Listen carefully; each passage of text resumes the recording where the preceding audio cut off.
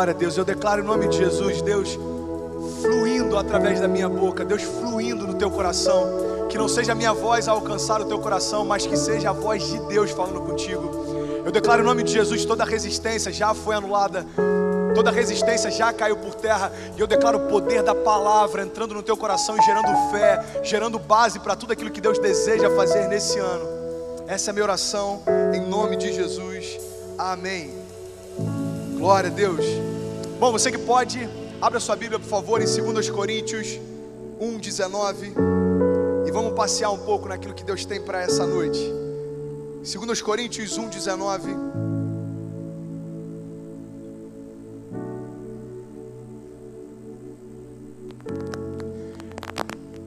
Eu quero falar hoje a respeito de fé para experimentar as promessas de Deus em 2017, amém? Minha palavra hoje é a respeito de uma visão de fé. Segunda carta aos Coríntios 1:19 diz: pois o Filho de Deus, Jesus Cristo, pregado entre vocês por mim e também por Silvano e Timóteo, não foi sim e não, mas nele sempre houve o sim.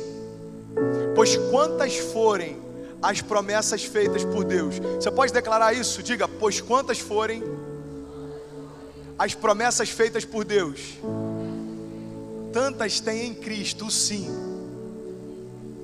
Por isso, por meio dele, o amém é pronunciado por nós, para a glória de Deus. Cara, olha só que incrível. O que Paulo está dizendo aqui é: por conta de Cristo, o Filho de Deus, aquele que nós temos anunciado, por meio deles não existe mais agora o sim e o não para as promessas liberadas por Deus. O que Paulo está dizendo é o seguinte: toda promessa liberada por Deus, agora você não tem mais dúvida se ela vai acontecer ou não. Você está entendendo isso? O que Paulo está dizendo é: toda promessa que foi liberada por Deus, não por homens, mas uma promessa gerada em Deus, liberada por Deus, não há mais dúvida, porque agora em Cristo nós temos dele apenas o sim. Cara, essa afirmação é tão poderosa. Ela traz para mim uma certeza, uma segurança de que tudo aquilo que Deus me prometeu, de fato, em Cristo, Ele vai cumprir. Agora olha só que lindo, a palavra é tão rica, às vezes a gente passa sem perceber alguns detalhes. O que Paulo está dizendo é: nele sempre houve o sim, pois tantas quantas forem as promessas feitas por Deus, tantas nós temos em Cristo sim. Por isso, por meio dele, o amém é pronunciado por nós. Sabe o que significa amém? Significa assim seja. O que Paulo está dizendo é: nós só temos autoridade para dizer assim seja, porque estamos em Cristo. Você só tem autoridade para dizer: sim, Senhor, eu concordo com essa promessa liberada sobre a minha vida, porque você está em Cristo. Ou seja, em Cristo nós temos autoridade para selar na terra promessas que já foram liberadas nos céus.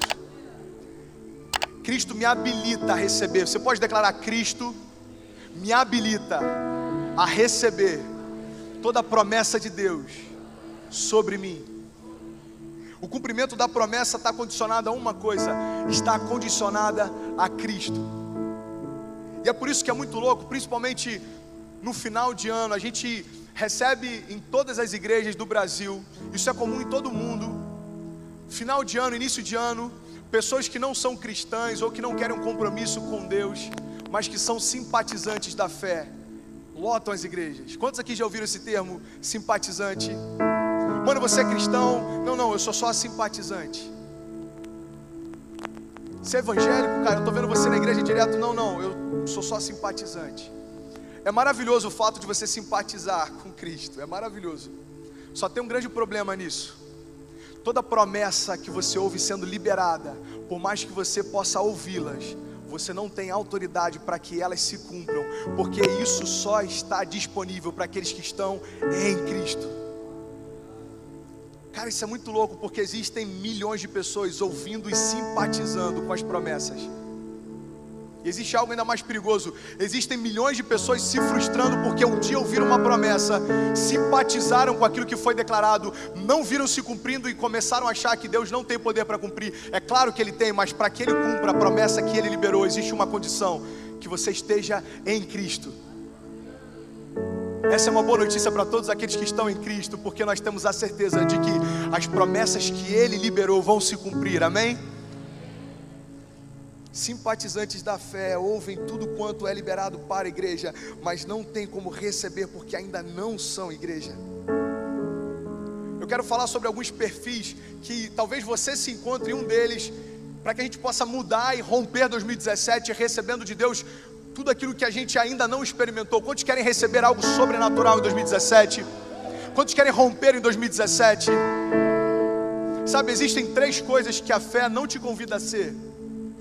A primeira delas é otimista. A fé não te convida a ser otimista. A fé não te convida a ser pessimista, tão pouco. Muito menos realista. Eu vou explicar por quê. Sabe, uma pessoa otimista é alguém que se sente animado com algumas coisas. Se você for conversar com alguém otimista, pode estar tudo ruim, mas ele está sempre com uma boa expectativa. E aí, mano, como é que estão as coisas? Está tudo ruim ao redor dele, mas ele está sempre animado. André, isso é ruim? É claro que não. A gente tem que estar sempre com uma expectativa positiva. O grande problema do otimista é aonde ele está pautando toda a sua expectativa. O otimista normalmente ele está feliz e animado por conta do que ele está sentindo. Cara, eu estou sentindo que alguma coisa vai mudar. Mano, eu estou sentindo que 2017 vai ser diferente. Cara, eu estou sentindo. André, qual o problema? O problema é que se a emoção mudar e ele sentir algo diferente, tudo aquilo que ele estava esperando cai por terra, porque está sendo pautado em emoção, e emoção passa. Você pode declarar comigo: a emoção passa, mas as palavras de Deus permanecem para sempre. A fé não te convida também a ser pessimista. Ninguém gosta de estar do lado de alguém pessimista, fala a verdade. Esses dias eu estava viajando para São Paulo. Eu sei que eu tinha que pegar um voo ali no Santos Dumont. Aí eu perdi a hora, acabei indo de barcas. E quando você desce lá nas barcas, já tem vários táxis esperando para te levar para o Santos Dumont. Eu fui pegar logo um taxista abençoado, super de bem com a vida. E aí ele já começou a reclamar da minha mala, porque a mala não cabia no porta-mala e ele teve que botar no banco da frente. E aí foram 5 minutos só com ele forrando com o jornal para botar a mala no banco da frente. E eu quase perdendo o voo, já estava assim: amigo, pode botar no meu colo, eu só preciso chegar no aeroporto, pelo amor de Deus. Depois de 5 minutos a gente entrou no carro e a gente foi até o aeroporto, e eu fui ouvindo reclamação de lá até chegar no aeroporto. E ele reclamava de tudo, ele reclamava do imposto, ele reclamava do governo, ele reclamava do trânsito. O trânsito mudou, estava tudo ruim. E eu só ouvindo reclamação. Aquele carro começou a ficar pequeno, porque o ambiente fica ruim, fica desagradável quando você está ao lado de alguém que só pensa coisas negativas. Eu já estava pensando, cara, eu tinha que ter ido de Uber, não sei porque que eu fui pegar um táxi. Tô brincando. Se tiver algum taxista, por favor, eu tô brincando. Galera do Uber empolgada, né? E é interessante, sabe por quê? Para o pessimista, cara, tudo sempre está ruim. Eu vou dar um exemplo. Se você chegar para o pessimista e falar assim: mano, você ficou sabendo? Salário mínimo vai aumentar R$2.000. Aí o cara vai falar: agora quebrou o país. Como é que microempresário vai pagar R$2.000 salário? Ih, vai ser demissão em massa. Previdência privada vai falir. Agora, se você chegar para esse mesmo pessimista e falar: mano, você viu que loucura? Vão diminuir R$200 o salário mínimo. Ele vai falar: ih, agora já era. País em crise, recessão. Para o pessimista tudo está sempre ruim. Por quê? Porque ele reflete nas atitudes dele aquilo que está dentro dele. André, por que então a fé não espera que a gente seja realista? Eu vou te explicar o porquê. Não tem problema nenhum em você ser realista. Na verdade, a nossa fé ela tem que ser racional. Sabe, o realista é aquele que tem convicção naquilo que é real. Sabe qual é a grande questão? Real sobre qual ponto de vista? Tem gente que é realista, mas a minha pergunta é: você está sendo realista sobre qual ponto de vista? Ei, preste atenção. Uma doença é real, sim ou não? É claro que é. Depressão é real, sim ou não? É claro que é. Divórcio é real também. Desemprego é real também. Tristeza é real também. Todas essas coisas são reais. A grande questão é, depende do ponto de vista que você está encarando, porque uma caminhada de fé não rejeita a realidade, mas entende que sobre toda a realidade existe uma realidade dos céus que se sobrepõe a elas. Uma caminhada de fé, você pode aplaudir a ele?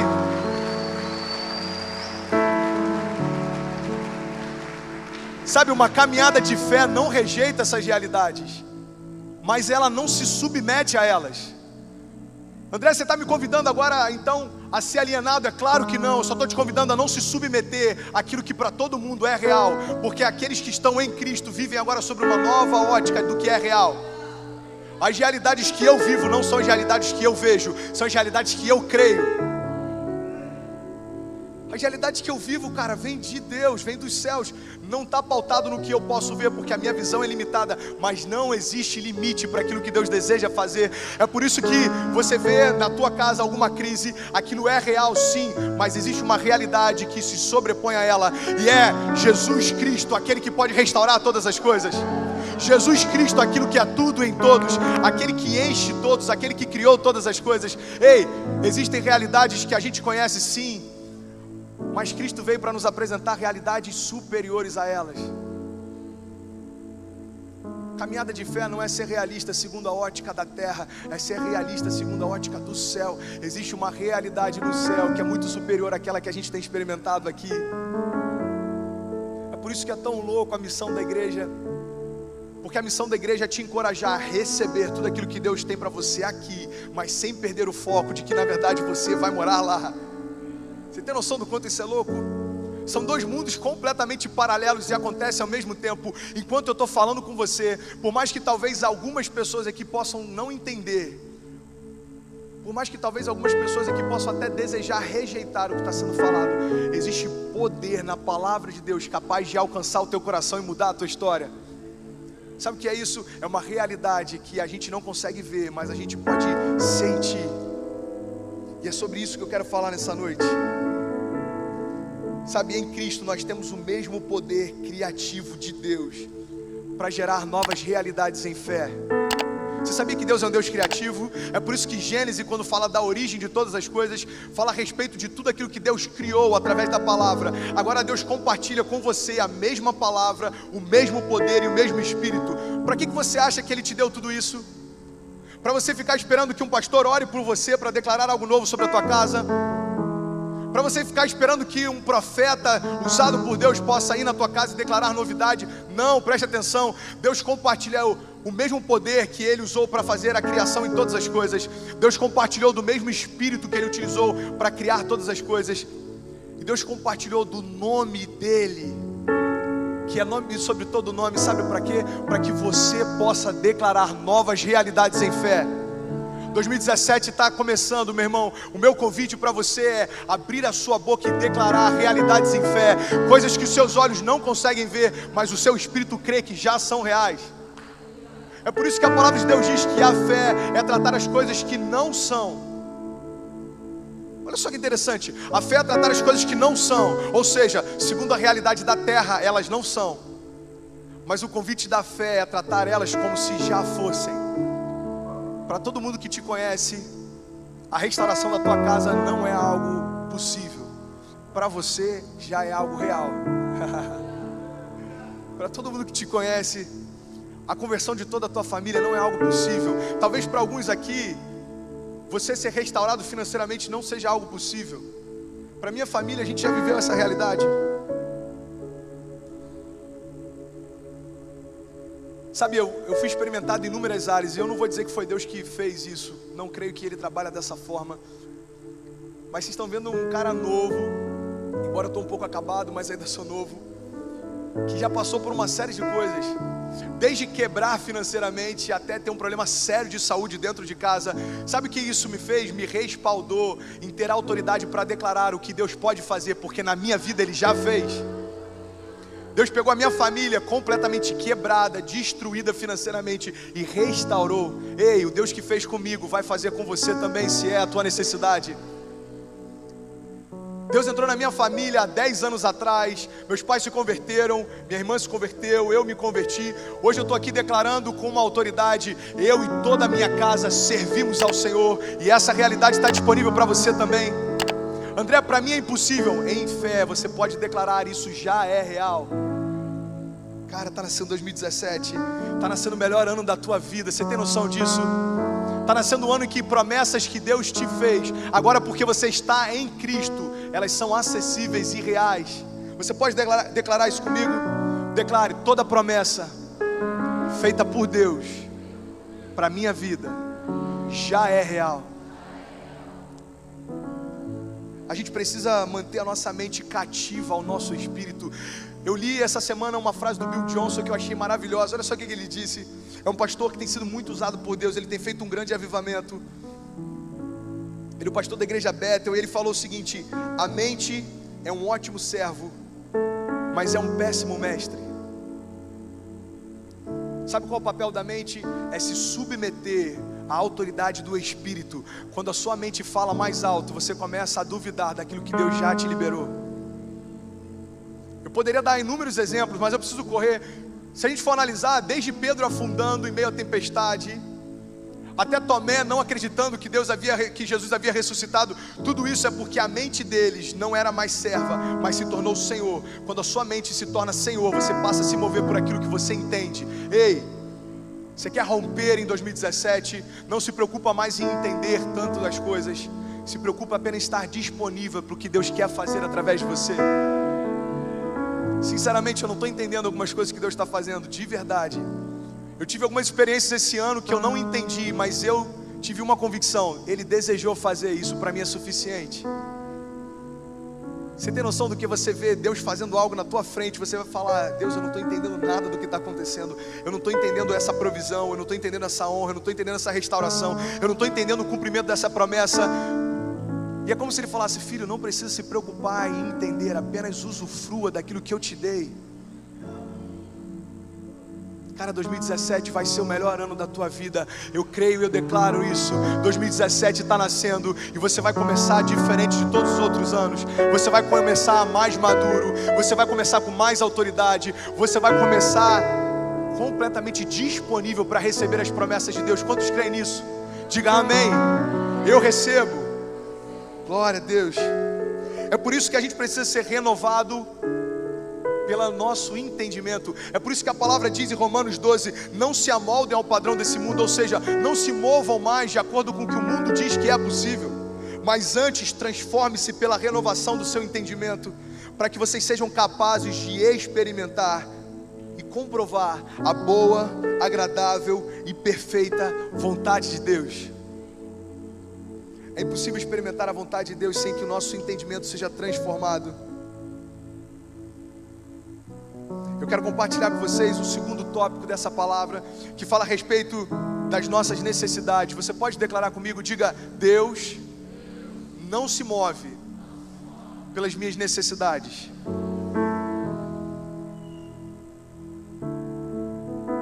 Sabe, esse é um ponto que deixa muita gente em crise em relação ao cristianismo. Porque a gente vê pessoas passando dificuldade, a gente fala: onde é que está Deus nessa situação? Por que Deus não intervém de alguma forma? Por que Deus não transforma essa realidade? Deus já fez isso. Ele enviou o seu único filho. Ele deu o seu único filho, para que agora todo aquele que nele crê tenha acesso à vida eterna e tudo aquilo que o filho dele tem. Sabe, Deus não se move pelas nossas necessidades, Deus se move pela nossa fé. Então a única coisa que vai te impedir de experimentar algo novo é se você não tiver fé de que Ele é fiel para fazer. Na minha vida teve momentos que eu experimentei de coisas e momentos em que eu não experimentei. Será que Deus tinha menos poder para fazer do que tinha antes? É claro que não. Será que Ele estava menos interessado em fazer na minha vida do que Ele já foi interessado antes? É claro que não, porque o caráter de Deus não muda. Então o que mudou? A minha fé. Quando eu tenho fé e eu creio naquilo que a palavra de Deus declara a meu respeito, nada é capaz de me impedir de experimentar.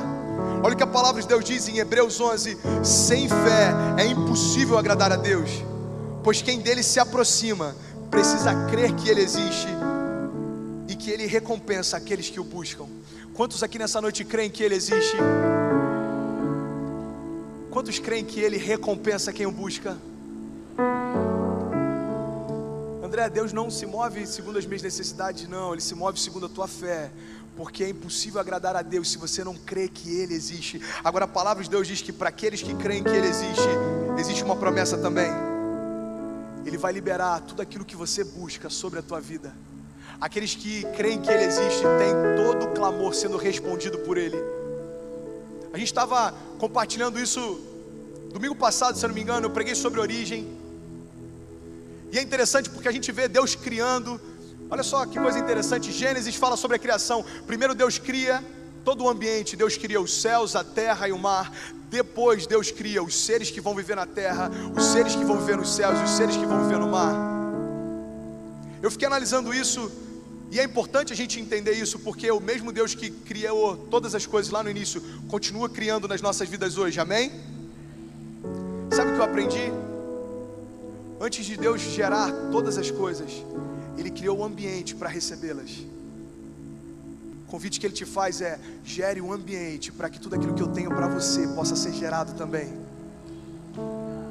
Você quer milagre sobre a tua casa? Gere um ambiente de fé na tua casa. Você quer transformação sobre a tua vida? Gere um ambiente de fé dentro de você. Quando o ambiente é criado, Deus libera uma palavra e diz: agora haja tudo aquilo que eu prometi sobre você. É como alguém que está esperando por um carro e não se habilitou para isso. É como alguém que está clamando pela chuva e não arou o campo. Deus vai falar assim: filho, eu tenho ouvido o teu clamor para que eu envie chuva, mas você não se preparou. Se eu envio chuva agora, vai destruir toda a tua plantação. Ara primeiro o campo, se prepara para o que eu tenho para fazer, porque quando o meu romper vier, você precisa ter bases para receber tudo que eu vou te dar. Qual o sentido de Jesus demorar 30 anos para que Ele pudesse iniciar o seu ministério? Você crê que Jesus poderia ter começado a curar com 10 anos? É claro. Jesus era o verbo que se fez carne. Jesus era o próprio Deus. Ele era 100% homem, mas Ele também era 100% Deus. Havia poder e autoridade nele. Por que então Jesus não iniciou o seu ministério com 10 anos, com 12 anos? Por dois motivos. Primeiro, porque Ele estava sendo preparado para o tempo certo. Segundo, porque pessoas ao seu redor estavam sendo preparados para tudo aquilo que iria acontecer. Quando Jesus morre, você vê as pessoas que estavam ao lado dele na cruz. Elas foram preparadas para aquele momento, porque a partir da morte dele nasce então a igreja. Ei, tudo aquilo que Deus tem para você reservado vai fluir quando você criar um ambiente para receber. Você pode levantar a tua mão e declarar: declare: Pai, em 2017 eu desejo receber toda boa promessa liberada sobre mim. Por isso gera em mim um ambiente certo para receber o novo de Deus. O ambiente está sendo gerado, amém? Glória a Deus, pode aplaudir a Ele.